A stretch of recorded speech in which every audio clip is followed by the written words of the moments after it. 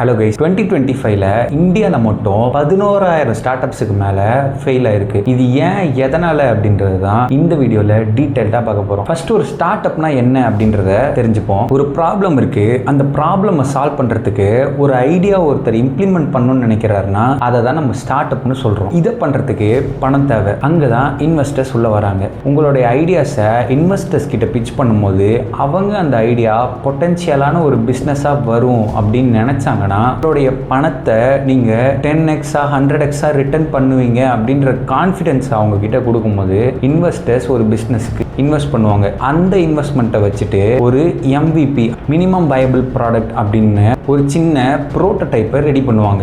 And அந்த ப்ரோட்டோடைப்பை மார்க்கெட்டில் launch பண்ணி யூசர்ஸ் வந்ததுக்கு அப்புறமா அந்த யூசர்ஸை வச்சு ஃபர்தராக அந்த கம்பெனியை க்ரோ பண்ணுவாங்க. ரீசன்ட் டேஸில் இந்த கம்பெனிஸ்லாம் மூடினதுக்கான காரணம் இன்வெஸ்டர்ஸோடைய ஷிஃப்ட். எடுத்த உடனே ஒரு ஐடியா சக்ஸஸ்ஃபுல்லான பிஸ்னஸாக கன்வெர்ட் ஆகிடாது.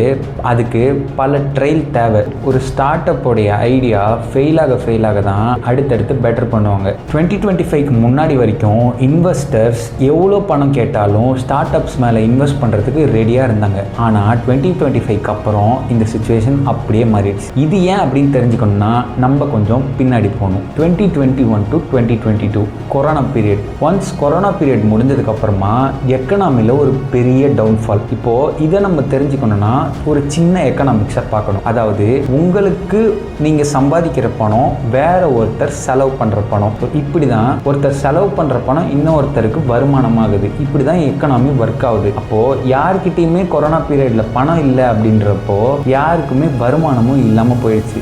செலவு பண்ண பணமே இல்லை அப்படின்ற பட்சத்தில் எல்லாரும் என்ன பண்ணுவாங்க? கடன் வாங்குவாங்க. அண்ட் அந்த கடனுடைய இன்ட்ரெஸ்ட்டை முடிவு பண்ணுறது RBI ஒன்ஸ் எக்கனாமி ரொம்ப டவுன் ஆயிடுச்சு அப்படிங்கும்போது இன்ட்ரெஸ்ட் ரேட்ஸை ரொம்பவே கம்மி பண்ணிட்டாங்க. இன்ட்ரெஸ்ட் ரேட்ஸ் ரொம்பவே கம்மியான உடனே கடன் வாங்குற ஆளுங்களோட எண்ணிக்கை அதிகமாயிடுச்சு. ஸோ எல்லாரும் கடன் வாங்கும்போது திருப்பி எக்கனாமியில் பணப்புழக்கம் அதிகமாகி மறுபடியும் கொஞ்சம் கொஞ்சமாக எக்கனாமி க்ரோ ஆக ஸ்டார்ட் பண்ணிச்சு. இங்கே தான் ஒரு விஷயத்தை பார்க்கணும். இன்ட்ரெஸ்ட் இங்கே கம்மியாக இருக்கும்போது ஒரு இன்வெஸ்டர் ஆர் ரிச் பர்சன் அவங்களுடைய பணத்தை கவர்மெண்ட் ஃபண்ட்லேயோ இல்லை பேங்க்லேயோ ஒரு சேஃபஸ்ட் இன்வெஸ்ட்மெண்ட்டாக போடணும்னு நினைக்கும் போது அவங்களுக்கு வர்ற ரிட்டர்ன்ஸ் ரொம்ப கம்மி. இங்கே இவ்வளோ கம்மியாக ரிட்டர்ன்ஸ் எடுக்கிறதுக்கு பதிலாக அந்த அமௌண்ட்டை ஒரு ஸ்டார்ட் அப்பில் போட்டால் மேபி பை சான்ஸ் அது அவங்களுக்கு அந்த இன்வெஸ்ட்மெண்ட் நிறைய மடங்கு ப்ராஃபிட்டை தர்றதுக்கான வாய்ப்பு அதிகமாக இருக்குது. ஸோ இதில் ரிஸ்க் இருந்தாலும் ரிட்டர்ன்ஸ் அதிகம். ஸோ இதனால் இன்வெஸ்டர்ஸ் ஸ்டார்ட் அப்ஸ்க்கு பயங்கரமாக இன்வெஸ்ட் பண்ணிட்டு இருந்தாங்க. 2025க்கு முன்னாடி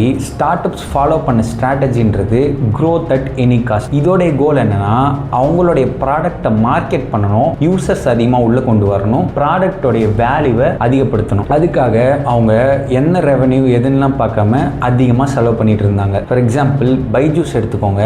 அவங்க மார்க்கெட்டிங்காக ஏகப்பட்டு செலவு பண்ணாங்க.